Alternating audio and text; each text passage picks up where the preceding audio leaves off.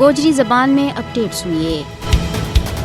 بھارتی حکومت نے کشمیریاں حق کے خود ارادیت تے دور رکھن کے واسطے او طرح طرح کا اتکنڈا استعمال کیا ہے، لیکن اللہ تعالیٰ نے بھارتی حکومت کا تمام منصوبہ خاک میں ملایا ہے۔ بی جے پی والی مودی حکومت ہون کشمیریاں انہاں کی جائیداد دے بھی محروم کر رہی ہے تاکہ یہ تحریک آزادی کشمیر نال وابستگی دے دور ہو جائیں، لیکن مودی کی اصلیت اس تے کشمیریاں کے اوپر کھل گئی ہے کہ وہ کشمیریاں کے متعلق کے ارادوں رکھیں۔ کشمیریاں کی جائیداد ضبط کرنو بھارتی حکومت کا طرف تے سیاسی انتقام گیری ہے تاکہ کشمیری تحریک آزادی کشمیر کی حمایت نہ کر سکیں۔